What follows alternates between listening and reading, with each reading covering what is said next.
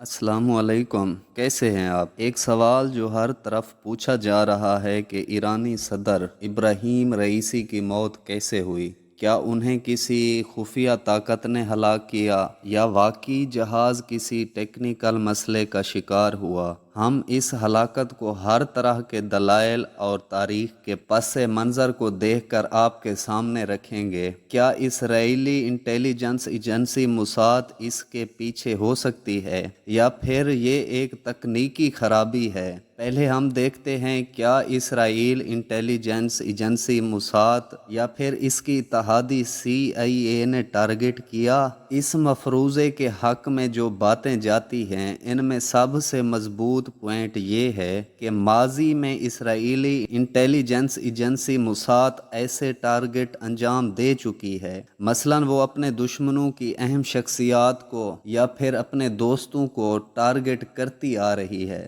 اس کو سمجھنے کے لیے ہم صرف ایک مثال آپ کے سامنے رکھتے ہیں۔ 1950 میں اسرائیلی انٹیلیجنس ایجنسی موساد نے امریکہ اور برطانیہ کو مصر کے خلاف میدان جنگ میں اتارنے کے لیے ایک پلان بنایا۔ اس پلان میں اسرائیلی انٹیلیجنس ایجنسی مصر میں موجود اپنے اتحادی امریکہ اور برطانیہ کی تنصیبات پر حملے کرنے تھے۔ 1950 میں مصر کی مذہبی تنظیم اخوان المسلمین بھی حکومت کا حصہ تھی، لیکن مصری صدر اور مذہبی تنظیم اخوان المسلمین کے درمیان لڑائیاں بھی شروع ہو چکی تھی۔ مذہبی تنظیم اخوان المسلمین فلسطین پر اسرائیلی قبضہ اور مصر پر برطانوی قبضے کے خلاف جنگ کرنا چاہتی تھی، بلکہ مصر میں برطانوی قبضے کے خلاف وہ برطانیہ کے خلاف کئی اٹیکس کر بھی چکے تھے۔ اس سے فائدہ اٹھاتے ہوئے اسرائیلی انٹیلیجنس ایجنسی موساد نے ایک پلان بنایا کہ وہ مصر میں موجود امریکی اور برطانوی تنصیبات پر حملہ کرے گی اور اس کا سارا الزام اخوان المسلمین پر لگائے گی،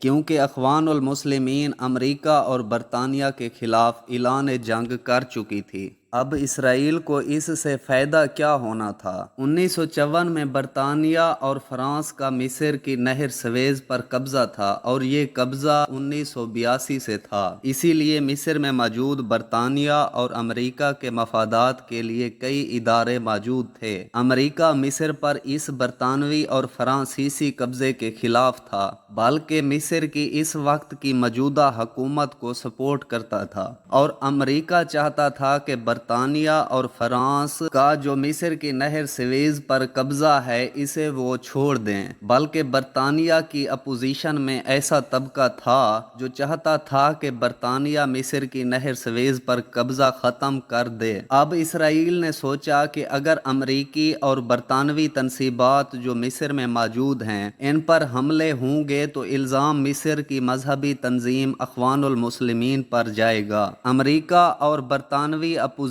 جو مصر کے لیے نرم رویہ رکھتے تھے یہ ختم ہو جائے گا، جس سے اسرائیل کو یہ لگتا تھا کہ اس کے اتحادی برطانوی اور فرانسیسی فوج فلسطین کے قریب موجود رہے گی، اور اسرائیل کو فائدہ یہ ہوگا کہ اسے فلسطین پر قبضہ برقرار رکھنے میں اور مصر کے صحرائے سینا پر قبضہ کرنے میں مدد دے گی۔ پھر 1954 میں اسرائیلی وزیر دفاع نے موساد کے ساتھ مل کر ایک خفیہ پلان بنایا۔ ان دنوں مصر کے قریب یہودی آبادیاں موجود تھی۔ اسرائیلی انٹیلیجنس ایجنسی نے وہاں اپنے کچھ خفیہ سیل قائم کیے تھے۔ ان میں سے ایک یونٹ 131 تھا جو اس مشن کے لیے ایکٹیو کیا گیا۔ اس مشن کا نام اسرائیل نے سوسانہ رکھا تھا۔ اس منصوبے کا آغاز 1954 میں شروع ہو گیا۔ امریکی اور برطانوی تنصیبات پر حملے کیے گئے۔ پھر کیا ہوا کہ مصری انٹیلیجنس ایجنسی کو بھی اس منصوبے کی خبر ہو گئی۔ مصری انٹیلیجنس ایجنسی نے ایک یہودی کا پیچھا کیا اور اسے اپنے ٹارگٹ میں کامیاب ہونے سے پہلے اپنے زیر حراست لے لیا۔ اس جاسوسی کے ذریعے مصری انٹیلیجنس ایجنسی نے اس آپریشن کے 11 کرداروں کو گرفتار کر لیا۔ ان اسرائیلی قیدیوں کو رہا کروانے کے لیے برطانوی حکومت हुकूमत ने मिस्र पर दबाव डाला। हालांकि वो गिरफ्तार भी इसी वजह से थे कि उन्होंने बरतानवी तनसीबात पर हमले किए। बरतानिया अपनी इस कोशिश में कामयाब नहीं हो सका,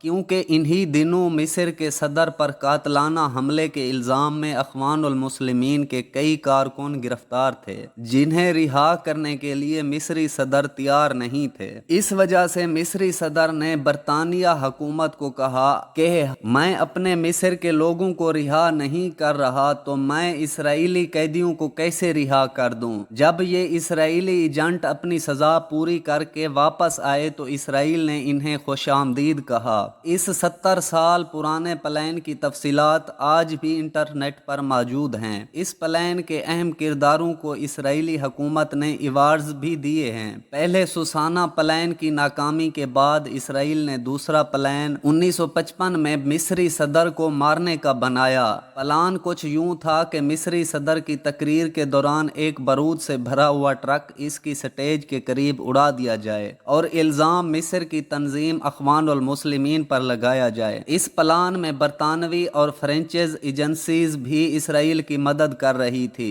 ये प्लान शुरू होने से पहले ख़त्म करना पड़ा, क्योंकि इसराइल और बरतानिया को ये खतरा था कि अरब रियासतें मिस्री सदर की मौत के बाद मुत्तहिदा होकर हमारे लिए खतरा न पैदा कर दें। इसलिए उन्होंने प्लान को तब्दील किया। मिस्री सदर को मारने की बजाय मिस्र से सहराए सीना धोखे से छीन लिया जाए। इसी तरह इसराइल ने 1990 की दहाई में इराकी सदर सद्दाम हुसैन को भी कत्ल करने का प्लान बनाया, क्योंकि सद्दाम हुसैन फ़लस्तीन की आज़ादी में जो तहरीकें काम कर रही थी इनको सपोर्ट करते थे। हम इस बहस को मजीद लंबा करने की बजाय वीडियो के टॉपिक पर आते हैं कि क्या इसराइल ने ईरानी सदर को कत्ल करने का मंसूबा बनाया। हमने जो दो वाक़ियात आपके सामने रखे हैं इनसे आप समझ तो गए होंगे कि किसी मुल्क के सरबराह को कत्ल करना इसराइल के खून में शामिल है। क्या इन दो वाक़ियात को सामने रखते हुए ये गुत्थी सुलझ सकती है कि ईरानी सदर को इसराइल ने साजिश से हलाक किया।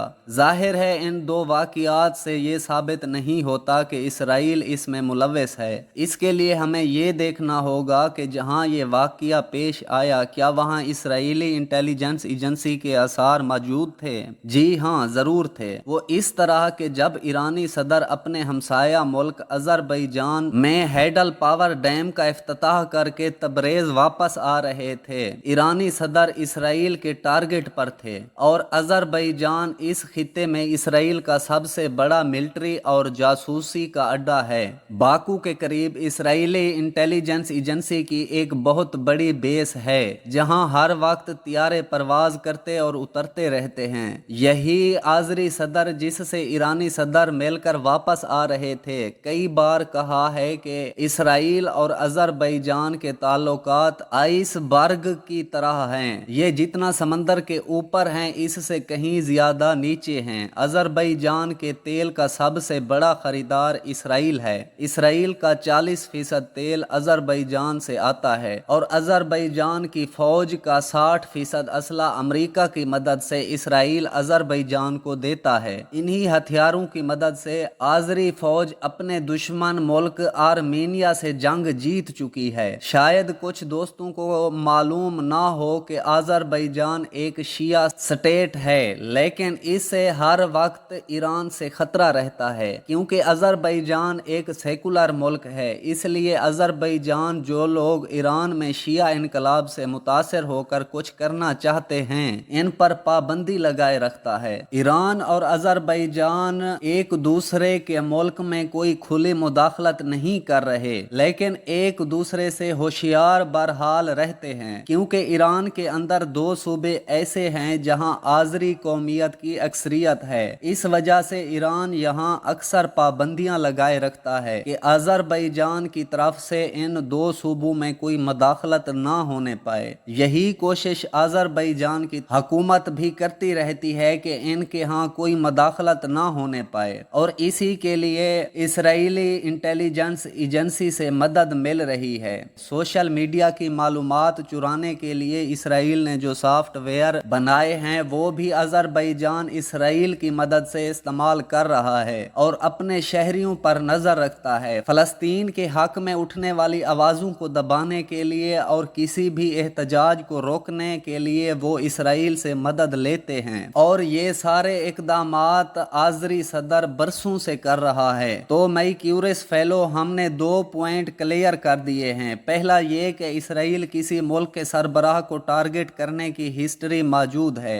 दूसरी ये कि जहां ईरानी सदर का तियारा क्रैश हुआ, यानी अजरबैजान और ईरान के बॉर्डर, ये वही जगह है यहां से पिछले 2 दहाइयों से इसराइल ईरान पर खुफिया ऑपरेशंस कर रहा है। ये दोनों पॉइंट इस तरफ इशारा करते हैं कि हो सकता है इसराइल ने 14 अप्रैल की बमबारी का बदला लिया हो। फिलहाल तो वो ऐलान नहीं कर रहा, लेकिन जब मुनासिब वक्त होगा तो वो ऐलान भी कर देगा, मुमकिन है। लेकिन एक और मसला भी है, वो ये कि क्या इसराइल ईरानी सदर की हलाकत के पीछे है? ये इल्ज़ाम अभी तक ईरानी इंटेलिजेंस एजेंसी ने नहीं लगाया। इसकी वजह क्या हो सकती है? ईरानी इंटेलिजेंस एजेंसी ने हादसे के 9 दिन बाद एक इब्तदाई रिपोर्ट पेश की है, जिसमें वो कहते हैं कि हमने हेलीकॉप्टर के मलबे का गौर से जायजा लेने के बाद इब्तदाई तौर पर हम बता सकते हैं कि हेलीकॉप्टर में धमाके या इसके पहाड़ से टकराने में कोई बैरूनी साजिश नहीं है। इसके अलावा वो कहते हैं कि हेलीकॉप्टर के मलबे के किसी हिस्से पर गोली या धमाके के आसार नहीं मिले।